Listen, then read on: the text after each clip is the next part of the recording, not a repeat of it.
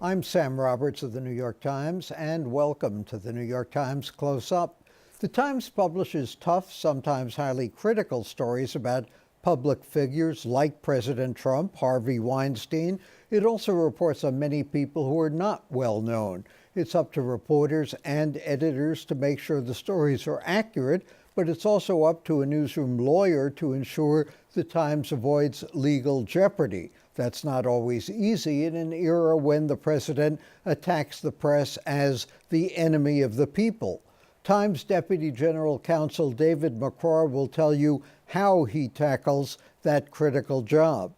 But we begin with the political implications of a rising tide of white nationalism. The issue flared up again when President Trump said there were, quote, very fine people on both sides of the 2017 neo-Nazi rally in Charlottesville in which a woman was killed.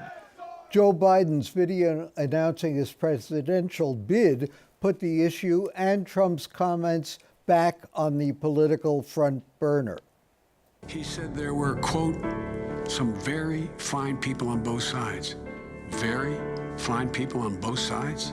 If we give Donald Trump 8 years in the White House, he will forever and fundamentally alter the character of this nation. Here's what Trump said last week when he was asked about the Biden video and his own original Charlottesville comments. If you look at what I said, you will see that that question was answered perfectly. And I was talking about people that went because they felt very strongly about the monument to Robert E. Lee, a great general, whether you like it or not. Trump has downplayed the threat of white nationalists, saying they're just a small group of people. So is he whitewashing white nationalism, and will this be a major issue in the 2020 campaign? Mara Gay, a member of the New York Times editorial board, Dr. Heath Brown, a professor at City University. Charlottesville white nationalism. Hillary Clinton called these people, abstractly, of course, a basket of deplorables. How are the Democrats, and there are now 21 of them, if Mayor de Blasio joins, there'll be 22. How are they going to appeal to these people, or are they just going to write them off? You know, it's interesting. I would just want to say, first of all, that I think that race and racism is actually in the heart of our politics and has been from the very beginning of the country. So it's going to be the center of the campaign, whether it's dog whistle politics or something more explicit. Well, in the very beginning of the country, they passed the buck on the issue. At the end of Reconstruction. Right. Exactly. But so it's nothing new. I think Trump has just kind of metastasized the national disease, so to speak. I think that what not just the Democrats need to do, but actually preferably all candidates, which may not happen, Republicans as well, is that they need to make it clear that racism, bigotry, discrimination, anti-Semitism is disqualifying. And that's something that didn't happen in 2016. I think a lot of people saw, oh, look, the president or the candidate is saying racist, sexist things, and they voted for him anyway. And that's very upsetting. So how do you, I just think that everyone needs to call that out. How did we get from 2008, when the country, and I'd say this is probably true of a majority of people, felt good about the fact that we elected a black president, to 2016? You know, look, that's $1 million question. My white grandmother voted for Barack Obama twice in Michigan and then voted for Donald Trump. Only recently admitted it, regrets it. I'm not sure, except to say that I think this is a country where people can, we can play to people's better angels or not. And you really do see the impact of when you have a great American like Barack Obama appealing to the good in people. People want to do the right thing versus someone like Donald Trump, who I believe is a fascist and is, doing the easy thing, which is to use fear to get elected. Dr. Brown, do you write these people off if you're a Democrat, or is there some way to appeal to them? Maybe you don't need them to get elected. Trump has that base that may never go away. How do you reach beyond the ordinary Democratic base and get to that center? Yeah, much of this has to do with mobilization, and I think that's part of what the answer is to your question about how could this have happened in 2008 and just not that many years later things to have changed so much.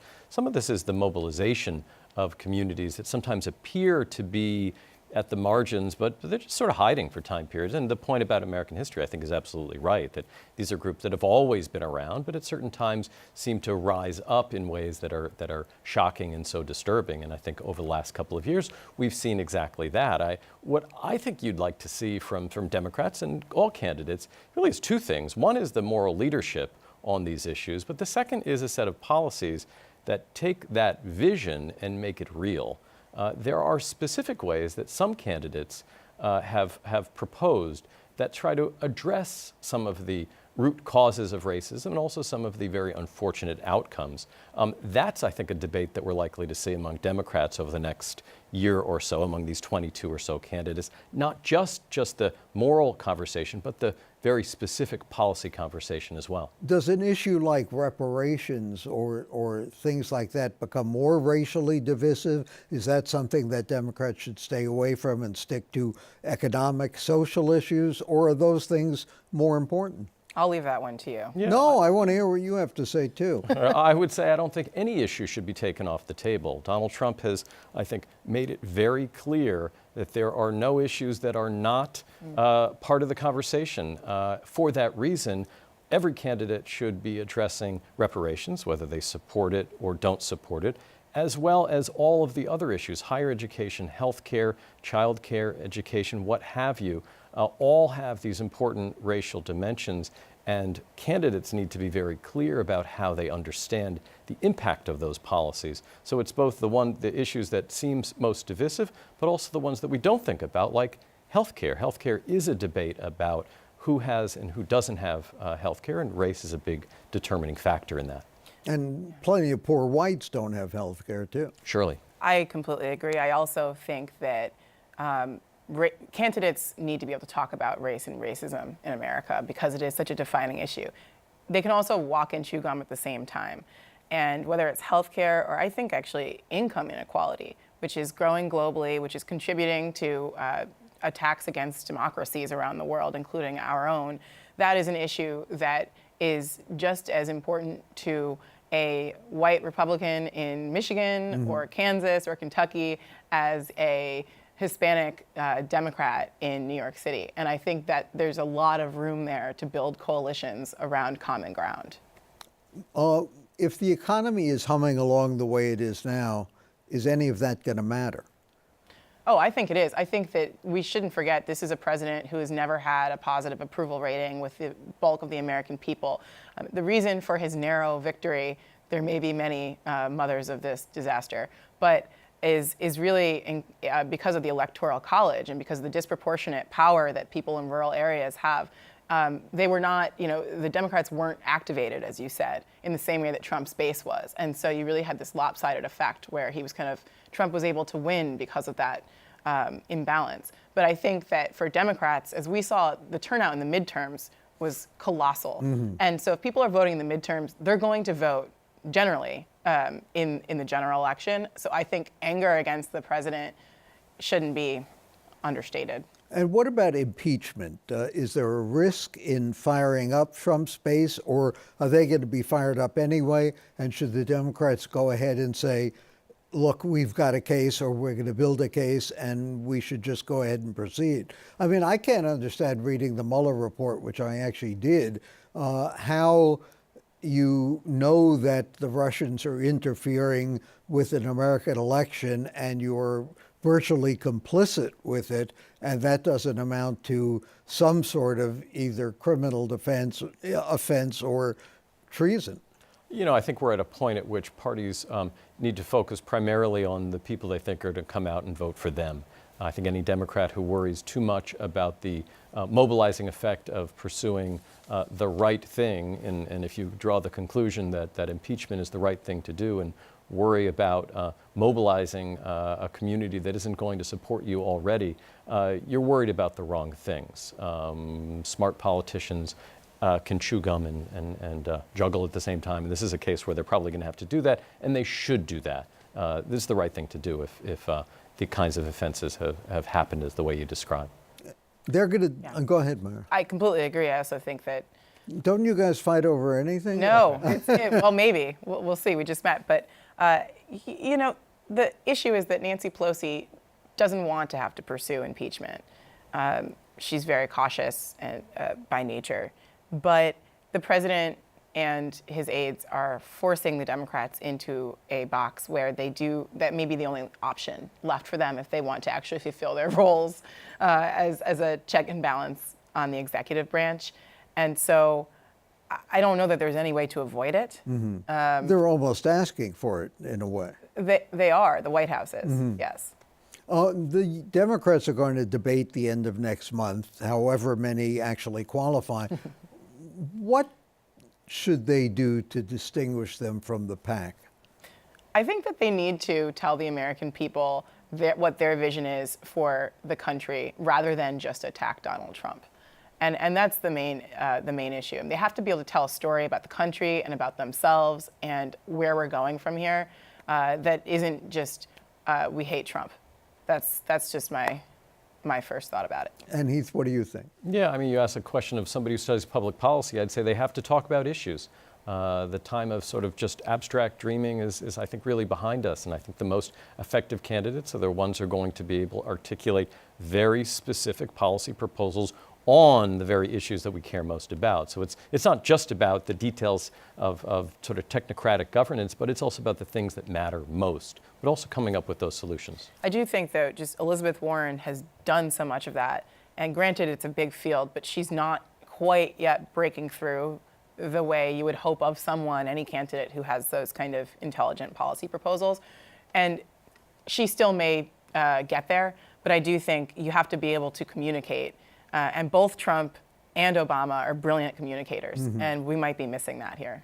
Thanks to Mara Gay, The New York Times, Heath Brown of City University, and coming up next, defending freedom of the press and keeping the Times out of legal problems, doing it as the president attacks the media as fake news.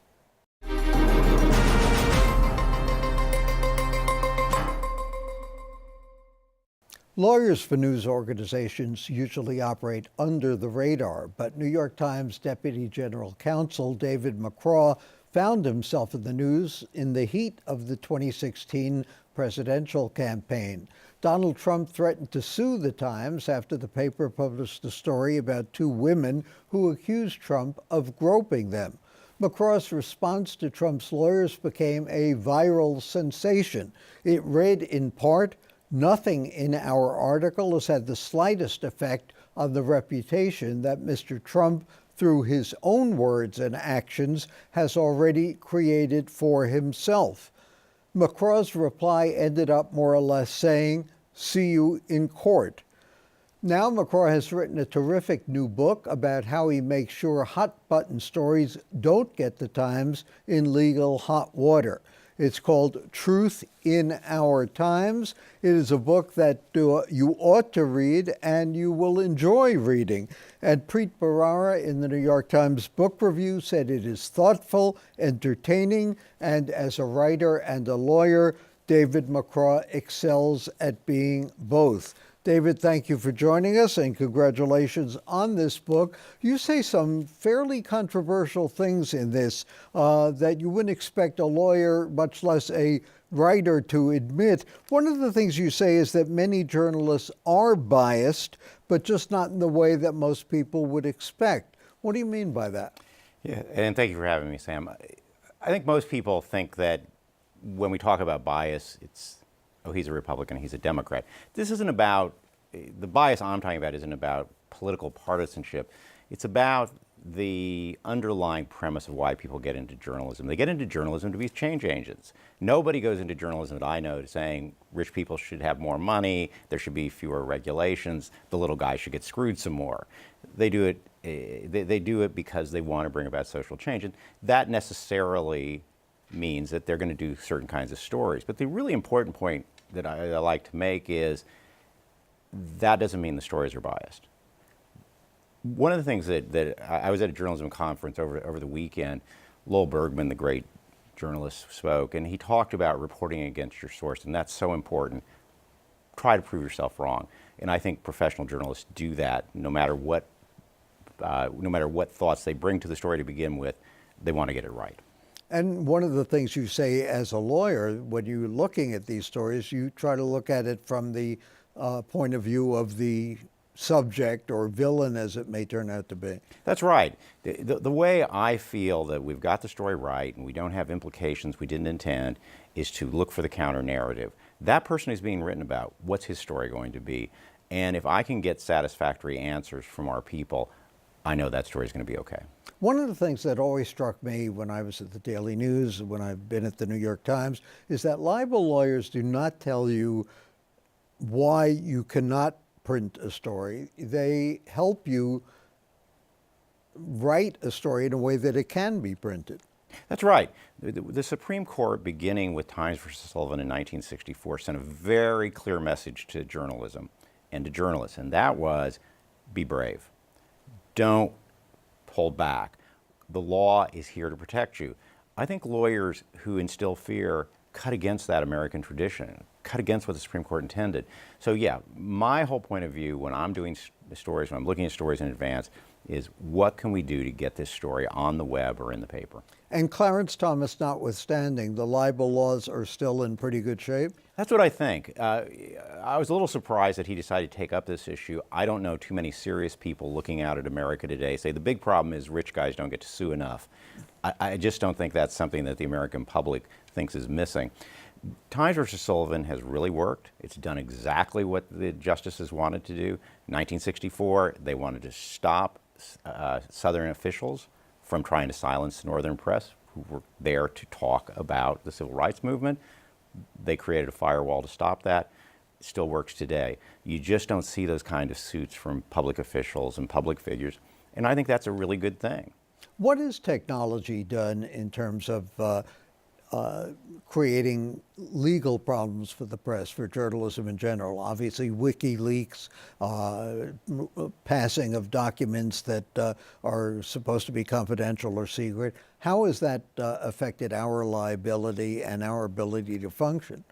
There's a lot of different things you could point to. One of the things that immediately comes to mind is that we're now subject to the laws in every country. We're suddenly available in a very big way all over the world. Because we are on the internet. Yeah. Now, we haven't faced a lot of foreign libel suits, but we have to keep in mind that possibility. I think also the enormous change that's taken place here is the power of the gatekeepers that used to be in place, whether it's the Washington Post, CBS News, the New York Times, at the time of the Pentagon Papers. It's just not there anymore. Anybody can be a publisher. If you've got a Facebook page, you can be a publisher. And I think that has put pressure on the law.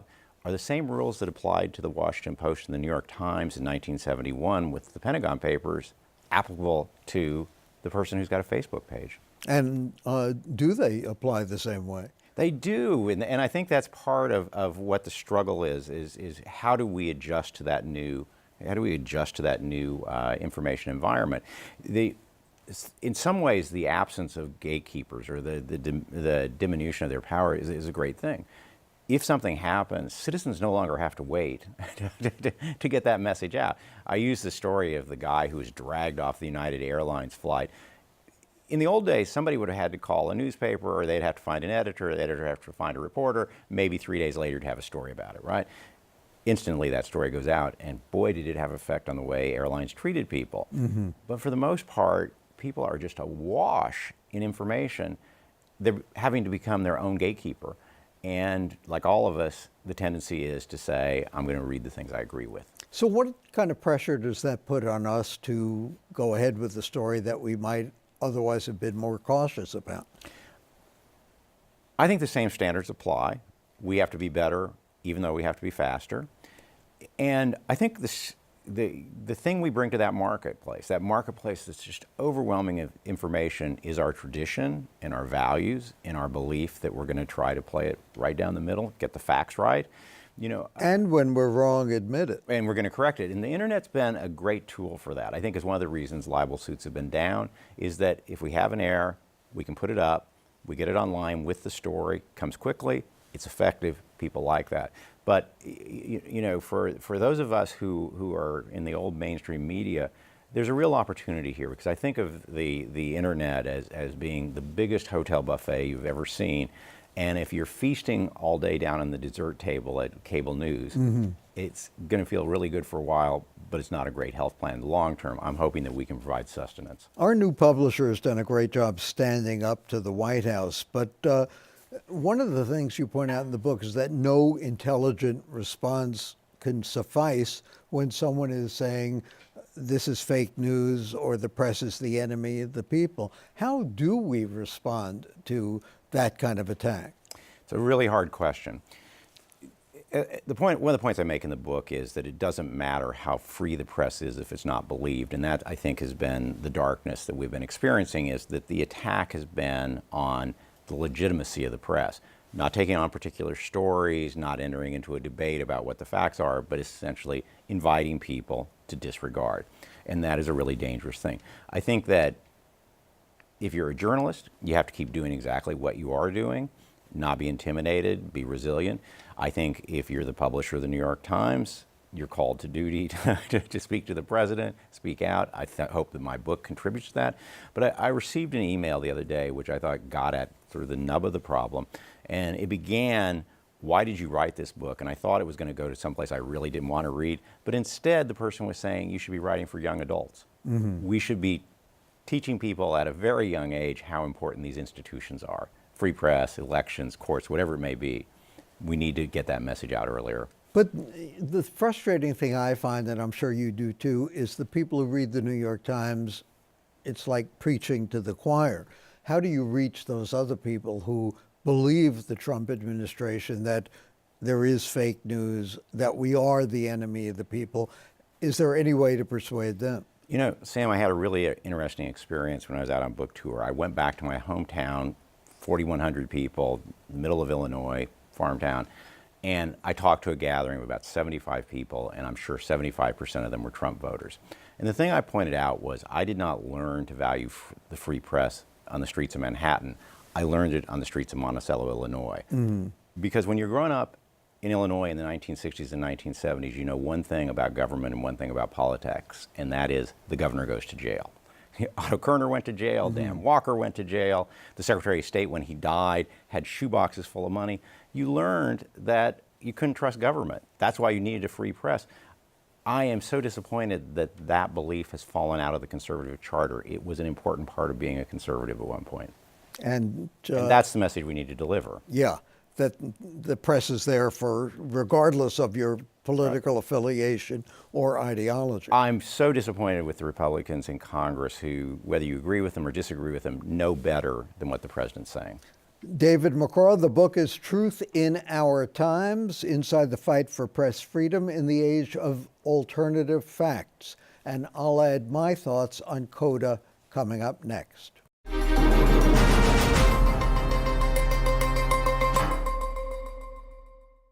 Maybe it's because municipal employees are called public servants that New Yorkers take a great deal of what they do for granted. Every so often, though, when we're not complaining about the city bureaucracy and how long it takes something to get done, or how nobody's listening to your complaint, or how you can't fight City Hall, you might take time to congratulate the workers who go out of their way to make New York a better place. If you want to be cynical, you can say that's what they get paid for. But there's a difference between just doing your job and going the extra mile, for which there's usually no extra pay or recognition. Most of those efforts, sometimes heroic, go unheralded. Last week, the Police Foundation honored 5 cops who've gone above and beyond the call of duty. The awards are sponsored by Dale Hemmerdinger, the foundation's former chairman. One, a 3-time cancer survivor, has transformed community policing from a concept to a reality in Brownsville. Another, a veteran of Iraq and Afghanistan, fended off 5 subway loiterers. He used his fists and his club. He kept his gun holstered until backup arrived. And when one of his assailants fell onto the tracks, the officer still defending himself, called in to have the power turned off so his attacker wouldn't be run over by an oncoming train or electrocuted.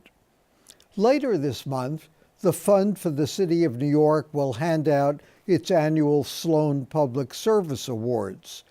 This year's recipients include the Bronx Borough Director of the New York Public Library, the Associate Director of Emergency Management at Coney Island Hospital, a 44-year school safety veteran at the Joan of Arc Public School Complex. Many other conscientious public employees do their jobs every day and remain unsung. If you're one and you're watching, thank you too. These days, when everyone is down on government, even a little gratitude can go a long way. For the New York Times and CUNY TV, I'm Sam Roberts.